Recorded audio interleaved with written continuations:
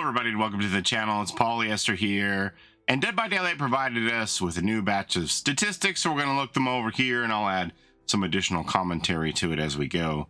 So Dead by Daylight writes, killer rates and escape rates. Let's take a look back at the first 3 months of 2025 with some stats. So they give us links here to the forums or Reddit. I prefer the forums, so we're going to go over there and check these out. Looks like they've given us the first slide of the stats. Let's go see what they have to say. Okay, so here we are on the official Dead by Daylight forums, and these are statistics from January 1st till the end of March. So first off, we have the, maybe I should resize this so you can get this all in one frame, huh? I think that's for the best. Let's see here. Give it a little resize, Reno. There we go. Okay, so first we have the killer pick statistics for the most used killers in the first 3 months of 2025, and they have separated these into two categories: MMR matchmaking rating of 500 and above, and then matchmaking rating of 1800 and above. So this is what they call the soft cap. This runs all the way up to the hard cap.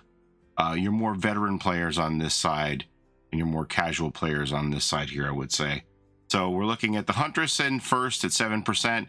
Wesker second 5%, Blight also 5%, and third it must be, you know, micro percentage points difference here because they're all 5% here. Wraith, and then Legion. And then on the higher MMR side we have Blight, Wesker, Freddy, Huntress, and Nurse. Now remember, Freddy didn't get his rework until the end of January, 28th, 29th, something like that. Yeah, something like that anyway. So Freddy wasn't present for the entire 3 months in his current form. So I would say keep that in mind. And then what do they say here? Can you believe how quickly April has been flying by? Not only is the Blood Moon event in full swing, but we also have a new update, Steady Pulse, quickly approaching on the horizon. Got to get that plug in. Remember, there's new content coming. In the meantime, we wanted to take a look at the first 3 months of the year and share a look at how things are going for the killers and survivors. Kicking off our killer pick rates, look at both MMR groups. The Mastermind and the Blight were both winners, leveraging their high mobility to land in the top 5, while the Nightmare didn't quite crack the top 10 for the wider MMR bracket. His recent rework helped drive a higher pick rate among higher MMR players. Again, remember, his current state, he is only here for 2/3 of the stats, right? Basically January is a wash for Freddy, so he might have gone a little higher, had it encapsulated. The 3 months encapsulated him in his current form, but this is what we have. You also might be wondering, where's Kaneki? Because like all I'm seeing is ghouls in the game. Well, again, remember that this is a snapshot up to March 31st, and Kaneki didn't come out until April 2nd, so he's not part of this. It would be interesting to see where he would land. We'll touch on some of that in a bit.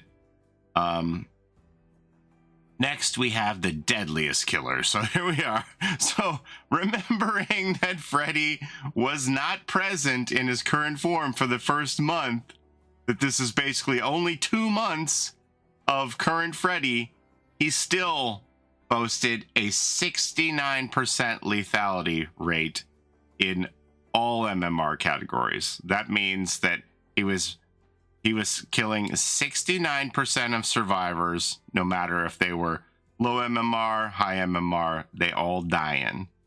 What would this number look like if Freddy had been there the full 3 months? Because you have to imagine that Freddy's first month before the rework would be dragging these numbers down. No? Don't you think it would be higher if this was a full 3 months of current Freddy? Just saying. I'm personally not a fan of the teleporting healing thing, but I think that was a bridge too far on what he needed. The things I thought he needed was the ability to teleport to completed generators and being able to use snares and pallets. So the healing thing was a curious change for me, but he's obviously making the most of it. It's 69% in both categories. Then in the lower MMR, we have Vecna in second at 66%, the Twins in third at 65%, Sadako in fourth at 65%, and the Dredge in fifth at 65% in those lower MMRs. Higher MMRs, we have Again, Freddy in first, Twins in second. Twins is performing well in both. Blight in third at 69%. Nurse in fourth at 67%, and Spirit in fifth at 66%. Now remember, the devs are supposed to be aiming for a, in balance, a 60% lethality rate on killers to keep the game, where the killers have a smidge of an edge, but they're aiming for 60%. So these are all overperformers in the dev's own words and, estimations here. Twins are tough, but their pick rate is very low, so I think oftentimes people forget how to play against Twins, and the players who play them are very experienced on how to leverage their strengths. So that's your kill rates. Speaking of the Nightmare, fresh off his rework, it sure seems like he was a dream to play. Leading kill rates across both MMR brackets, while the Lich continued to leverage his Vile Darkness across all MMR levels. But wait, he's not in the other one. Across all MMR levels? He's not in the other category, right? High MMR mainstays like the Twins, the Blight, and the Nurse unsurprisingly made appearances as well. Looking at the bigger picture, there was an average kill rate of 60% across all MMR. While that average kill rate increased to 63% for high MMR, this largely falls in line with our intended balance. That 60% target rate I mentioned. Okay, let me see. I can make this a little, squeeze this now. There we go. Escape rates. Average escape rates by group size. The data was taken from first 3 months again. So solo queue overall is surviving 42.1% of the time. And then, so they put these in two categories: overall survival and high MMR survival. So solo queue and high MMR survival drops down to 40.4%. And then once you get into swifts of duos, trios, and full 4-person swifts here, we have different rates where it seems like in high MMR, the survival frequency increases the number of players that you have, which makes sense. But in the overall MMR, curiously, duos are less likely to survive. People in duos are less likely to survive than solos here. And even full 4-person swifts overall are less likely to survive than a solo. I don't know if that's because of solo mentality. I don't know these people. They don't go to my school.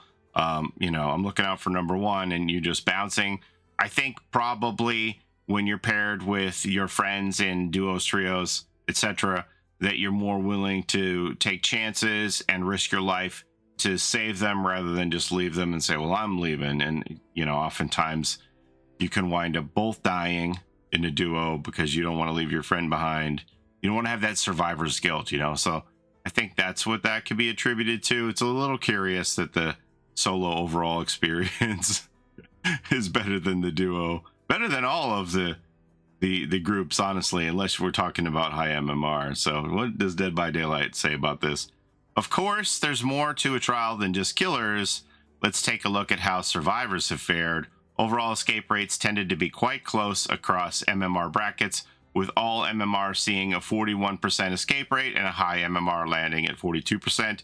Digging into specific party sizes is where the results differed. Unsurprisingly, coordinated groups playing at high MMR performed best, resulting in the highest escape rate. Interestingly, however, solo queue players in the wider MMR bracket proved to be particularly handy, falling above the overall escape rate. But with that, we'll see you again in July to share the next 3 months of killer and survivor stats. Until next time, the Dead by Daylight team. Yeah, I'm not really surprised at this high MMR. I went against a Swift the other day where I had one person injured who I was trying to get to, and their 2 teammates were healing that person while the 4th person was body blocking me to keep me from interrupting the healing action. It was just some pretty heady, impressive play by a 4-person Swift team with the body blocking there. All right, so they talk about the next 3 months. So what is that going to look like? I think we can kind of guarantee that Kaneki is going to be on this sheet here somewhere. So, like if we look at it right now, these are the statistics from Nightlight. Kaneki is coming in at a whopping 25.26% pick rate. Now, these stats are on this unofficial website called Nightlight that gleans information from people who have open profiles on Steam, allowing their game data to be shared on Steam. So this is only Steam that we're going by here. But we have to assume that this is similar across all platforms. It's really the only data that we have to go by here. So out of the 21,000 plus games collected in the last month from March 25th to April, March 25th to April 22nd, of those 21,000 games, 5,423 of them were the Ghoul. Now you have to remember that the first week of this data, Kaneki was not available. Right? He didn't come out until April 2nd. So the first week of this data, whatever games happen in the first week, Kaneki gets a goose egg and all that. So it'll be interesting to see once this encapsulates a full 28 days of Kaneki availability. Will this pick rate of 25.26 be pushed even higher? I don't know. This is the highest pick rate of all time. Wesker's highest pick rate here was 21.64% in October 2022. That was the highest pick rate that we had ever seen, and this eclipses that. And again, remembering that none of the data from the first week here could possibly include Kaneki, I think it could go even higher. Why? Because he's fun and he's lethal. Like, he has a 62% lethality rate here. Like, he's the top killer as well. Most played, top killer. It is feeling a little Ghoul by Daylight, if you ask me. Will we see another round of adjustments for Kaneki? Because it doesn't seem to have slowed him down, this first round of nerfs that he had. I don't know. It would not surprise me if they make further adjustments here. We'll see what happens. But yeah, yesterday when I played my first 12 out of my first 16 games that I played had the Ghoul. So it was a lot of Ghoul. And then I suddenly wondered perhaps he had been kill switched, or some dev somewhere heard my belly aching and flipped the switch because I had like 14 games in a row that were not the Ghoul. I thought you're punking me, right? He's been kill switched and you don't want to tell me, right? How could I go 14 games in a row without facing a Ghoul? But it happened. Again, these are unofficial stats, but this is the Steam data that's been collected. And now here I've sorted them by lethality.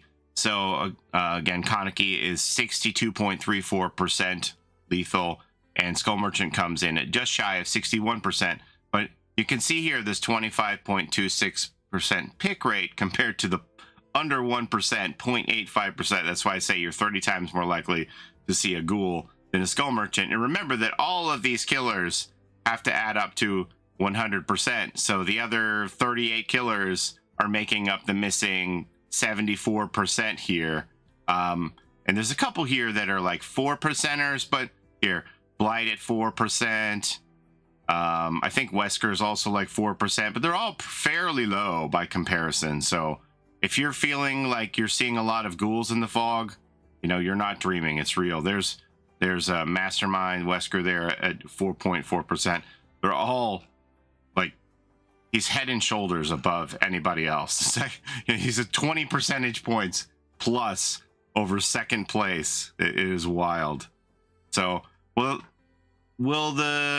get it. He's fun. He's fun to play, fairly easy to pick up, and he's lethal. So that is a winning combination for a pick rate. Will we see any adjustments made to kind of try and suppress this so it doesn't feel like all ghouls all the time? I don't know. We'll see how it goes. But anyway, I just thought I would add some auxiliary stats to that. It is very telling. I'm going to be very curious to see with this pick rate here of it's already record breaking for Kaneki to have broken this at 21.64% for Wesker, the previous record. I'm curious to see if it'll go even higher. And people pointed out in the comments on this Twitter thread that there were fewer killers to choose from when Wesker was available. So Kaneki has a higher pick rate with more choices, which makes the disparity even larger, it seems. So we'll see what happens. But anyway, I just wanted to share that with you today from Dead by Daylight statistics. Let me know what you think about all of this in the comments below. I'd love to hear from you. As always, I love reading what you have to say. So don't forget to like, comment, and subscribe, as it helps the channel a ton. And don't forget to take care of each other in and out of the fog. And we'll see you next time. Have a great day, everybody. Bye-bye. It's a Gen Rush life for us. It's a Gen Rush life for us. Set a hiding, we do gens. Set a randoms, we got friends. It's a Gen Rush life.